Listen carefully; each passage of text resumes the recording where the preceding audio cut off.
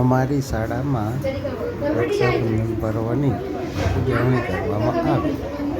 તેમાં પૂજાની થાળી તૈયાર કરી કંકુ, ચોખા, રાખડી, ફૂલ, બાળકોને મોં મીઠું કરવા માટે ચોકલેટો પણ લાવવામાં આવી હતી. બાળકોને રક્ષાબંધન વિશે મૌખિક જ્ઞાન આપવામાં આવ્યું. કેમ તહેવાર ઉજવાય તે પણ જણાવવામાં આવ્યું.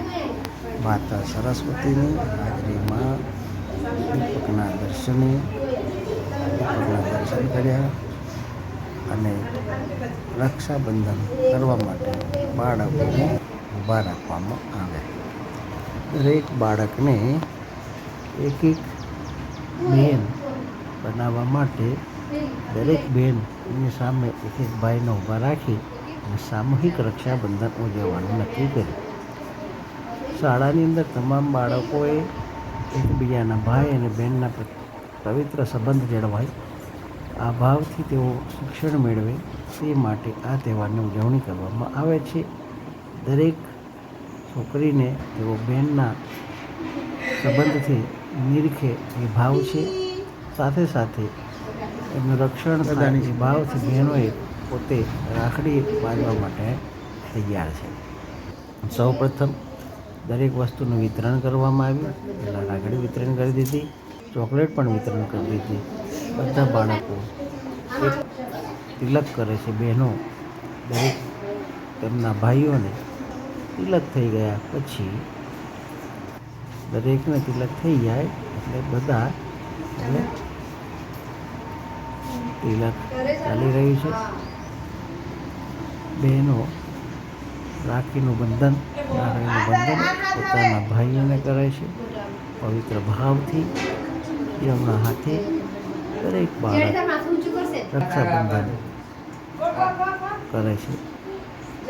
જેમાં હાથે બહેનો દ્વારા ભાઈઓને રાખડીનું બંધન થઈ રહ્યું છે.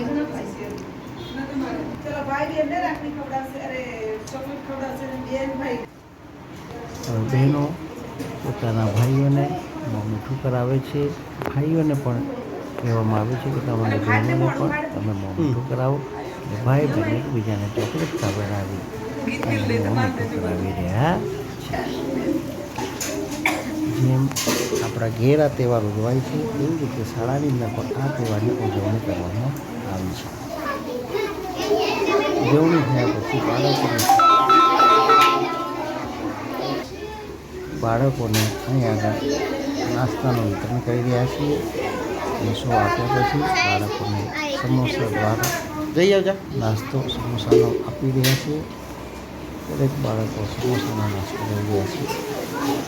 સાથે સાથે માવાની ચટણી પણ આપી રહ્યા છે. બાળકો નાસ્તો કરી અને પોતાનો અભ્યાસ કાર્ય શરૂ કરશે. બાળકો ખૂબ જ ઉલ્લાસ અને ઉમંગથી અહીં આગળ રક્ષાબંધન કરવાની ઉજવણી કરી છે. બાળકોને ખૂબ જ આનંદ અને ઉત્સાહ મળી રહ્યો છે.